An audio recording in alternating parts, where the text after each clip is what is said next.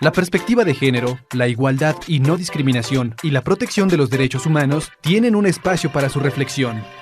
Igualdades, un podcast de Central Electoral.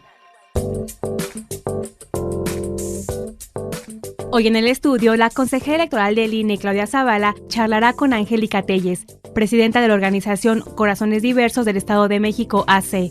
Comenzamos. Igualdades.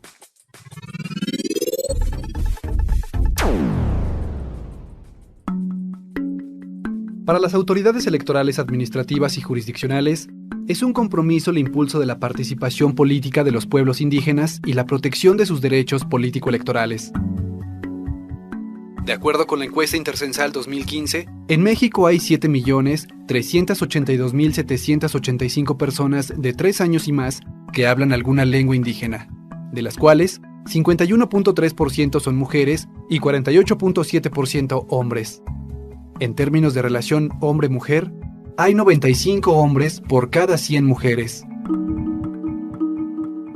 En el proceso electoral federal 2017-2018, el INE estableció criterios y acciones afirmativas confirmadas por el Tribunal Electoral del Poder Judicial de la Federación para que partidos políticos y coaliciones registraran candidaturas a diputaciones federales y senadurías con fórmulas integradas por personas indígenas en 13 distritos electorales, de los cuales no podrán ser personas del mismo género en más de 7 distritos.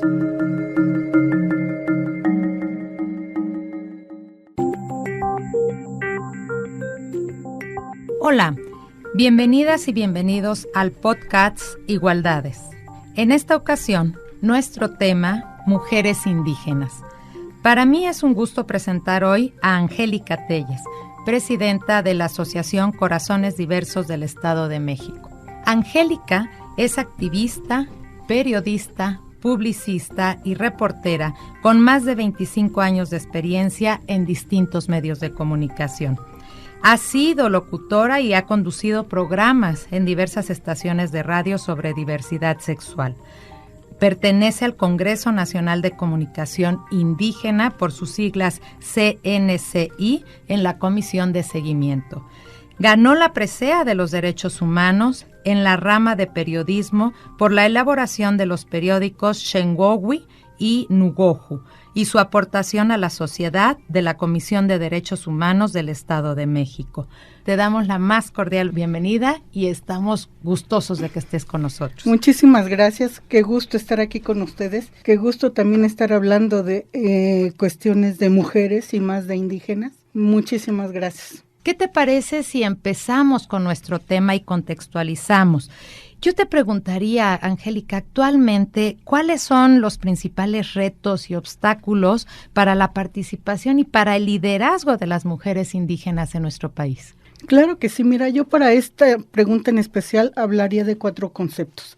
Primero, las mujeres en la comunidad tienen miedo de hablar.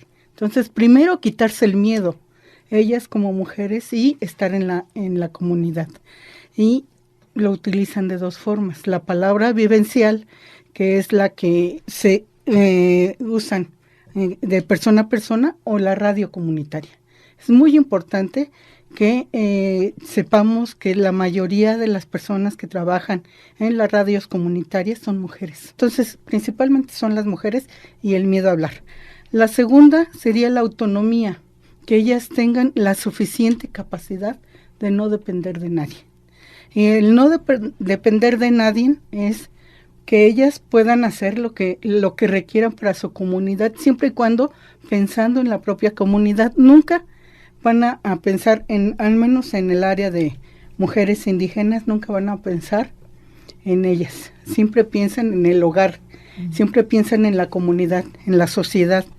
Y el número 3 es el proceso organizado, o sea, articularse. Aquí se pueden hacer estrategias, metodologías, y de 2 maneras. La primera es que les enseñen a articularse por medio de asociaciones civiles, pero también que les enseñen a articularse entre ellas mismas para que surjan los liderazgos. Ese es a nivel social. A nivel político, obviamente ya una vez que están empoderadas, que ya tienen una autonomía, surge el proceso organizado. El proceso organizado que ya que están en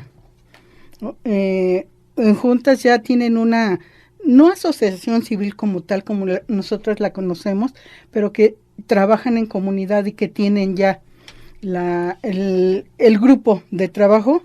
Bien, entonces las dos áreas, la gestión de recursos, que es lo que les va a permitir la autonomía, y la formación de liderazgos junto con el empoderamiento. Pueden tomarse las dos vías, puede ser directamente gestión de recursos o también ya directamente empoderamiento político y haciendo liderazgos.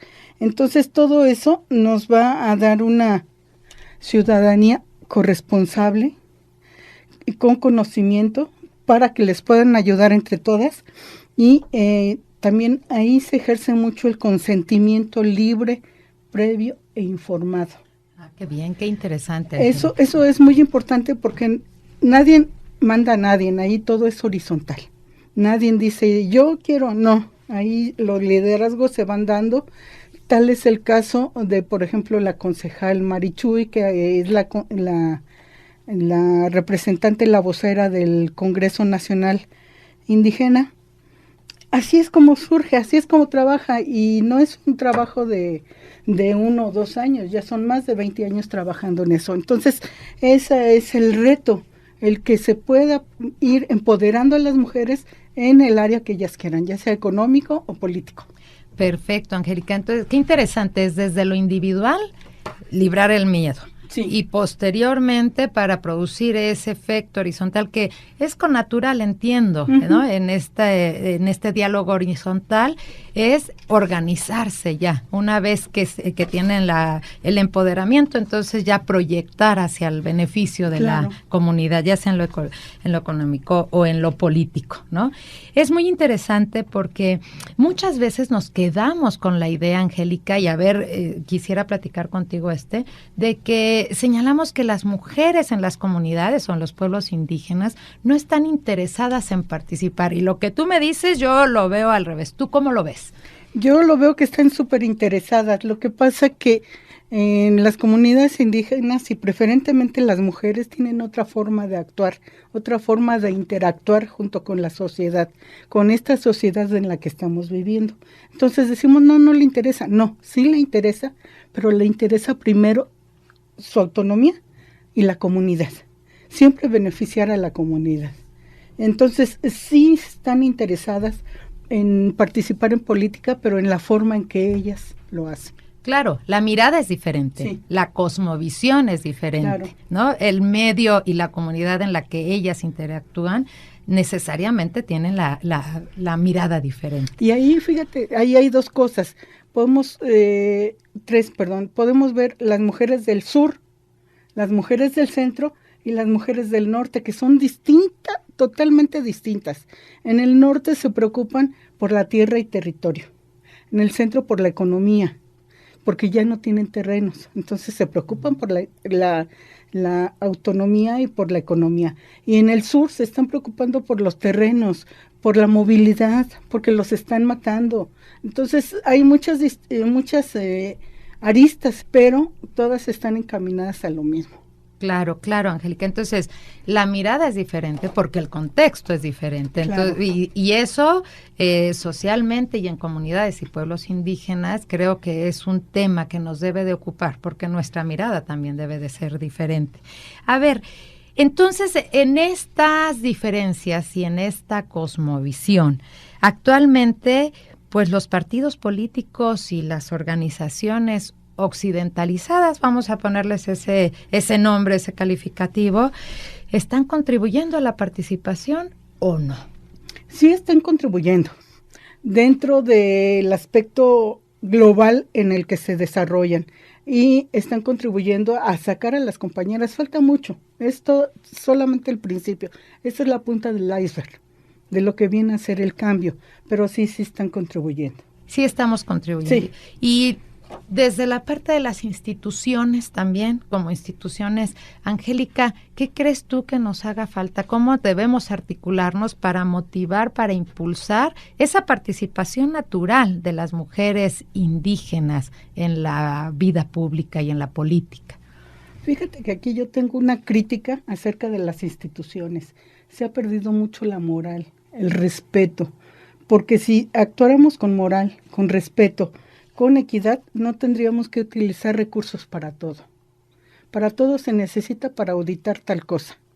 Cuando en las comunidades indígenas no se usa, o sea, se le da el valor a la palabra. Si tú me dices que eso se hace, eso se hace. Y obviamente ya analizado, informado y consensuado. Pero nosotros no estamos acostumbrados. El sistema global en el que estamos no está acostumbrado a esto. Entonces creo que ahí es a donde está haciendo falta esta parte, porque el Estado mexicano y las instituciones firman todos los convenios todo firman. Está el convenio del trabajo, que lo firma México, lo ratifica, pero que no lo lleva a cabo. Esa es otra cosa. El tribunal también hizo ya su trabajo, pero lo importante es que se cumpla. Porque ahí están las instituciones, ahí están las normas, están las leyes, pero no los cumplen. Y lo que hace falta también para poder desarrollar es que le pongan dinero. Porque hacen las leyes, hacen las propuestas, hacen las modificaciones, pero muchas veces no hay recurso. Entonces esa es una limitante para que se pueda realmente llevar a cabo como está planeado.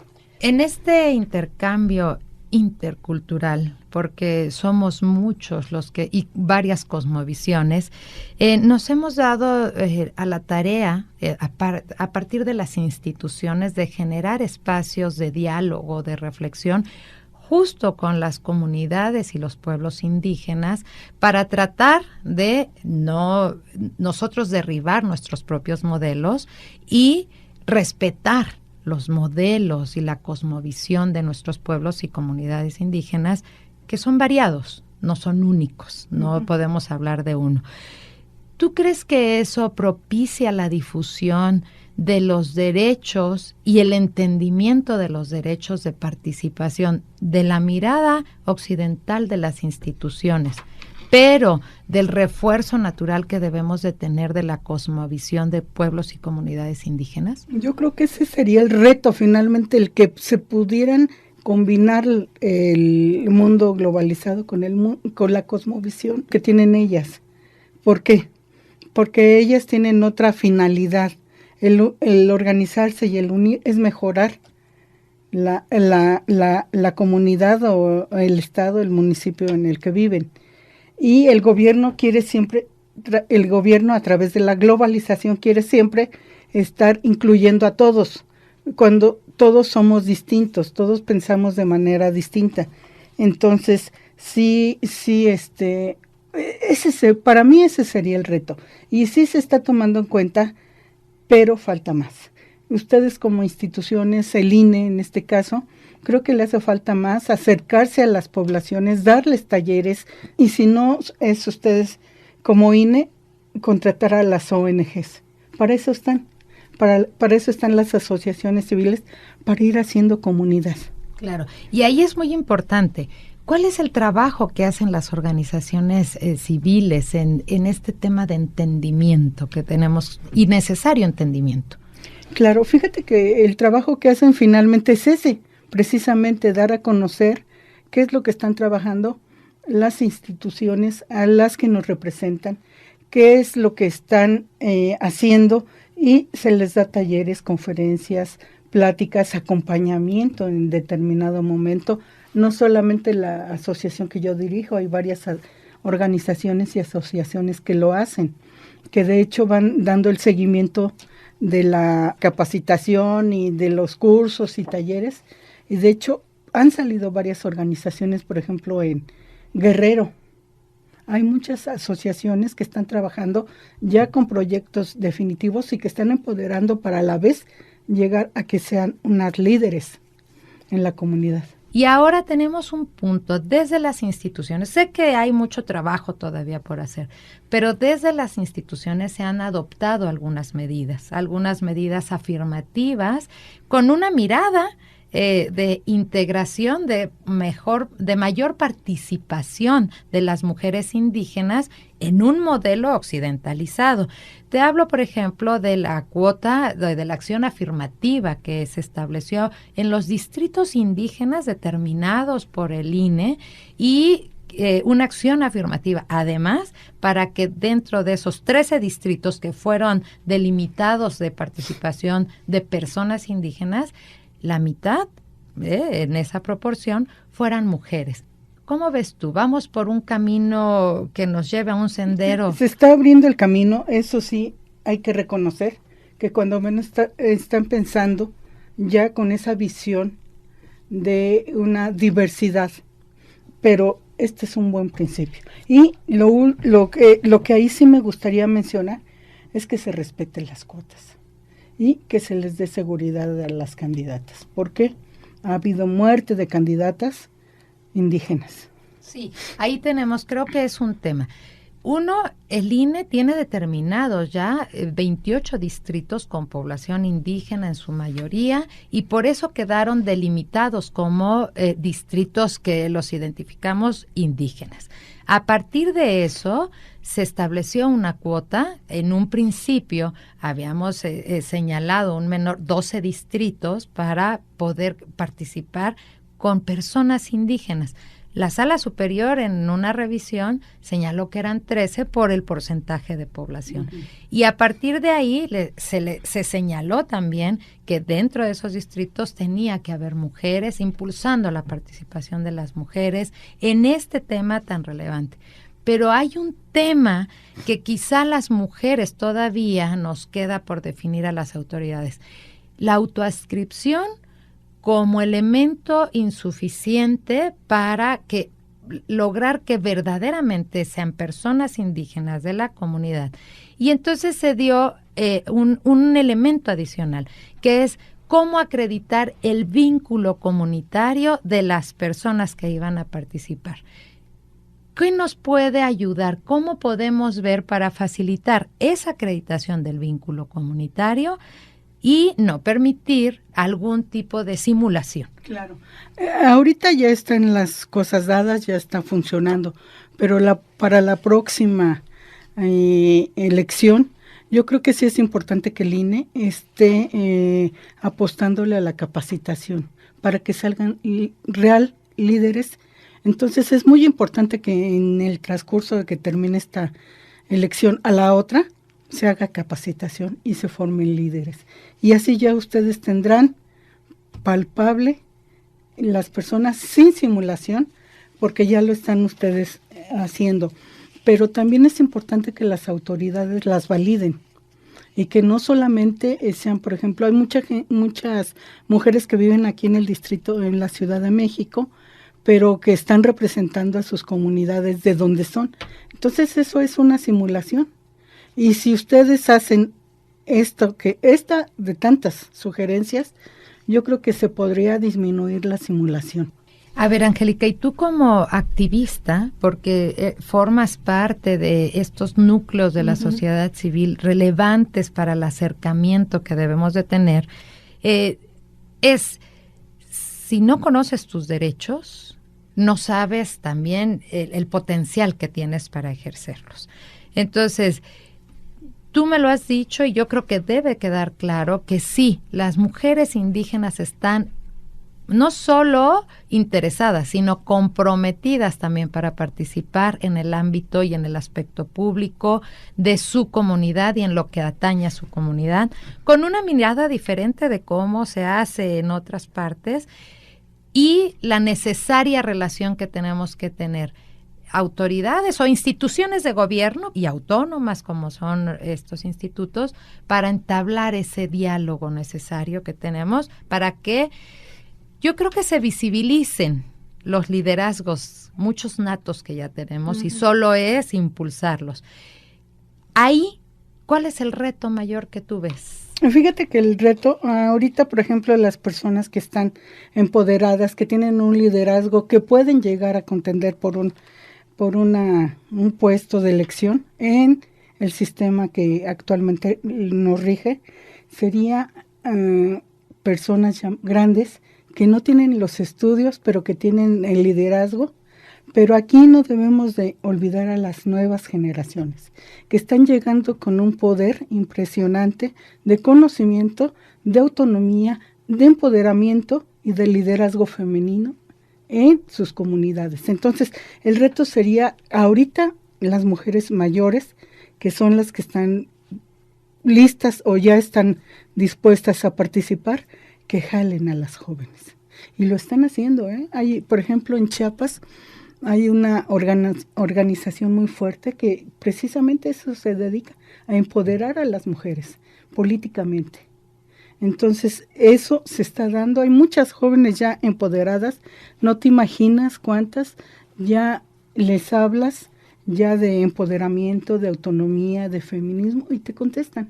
Claro. Entonces, ese sería realmente el reto, que las nuevas generaciones tomen a las generaciones que están actuales, a las mayores como nosotros, y que vayan circundando. Y esa elevación de la calidad política se va a dar y va a ayudar mucho.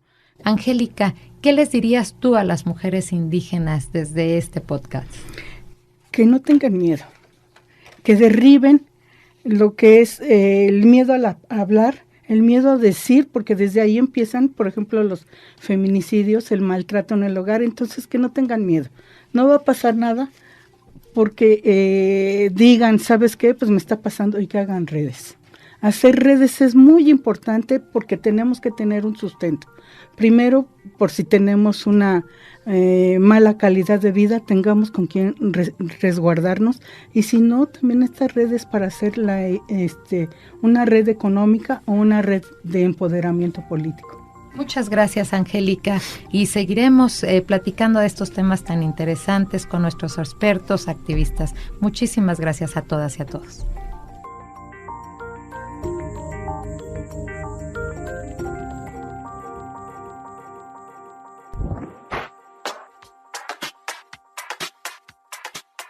Ponte en contacto con Igualdades en facebook.com/INE México, en Twitter @INE México y en el canal oficial del INE en YouTube INE TV. También puedes ingresar a centralelectoral.ine.mx para estar al tanto de todas las actividades del Instituto Nacional Electoral. La perspectiva de género, la igualdad y no discriminación y la protección de los derechos humanos tienen un espacio para su reflexión. Igualdades. Una producción de Central Electoral. Central Electoral.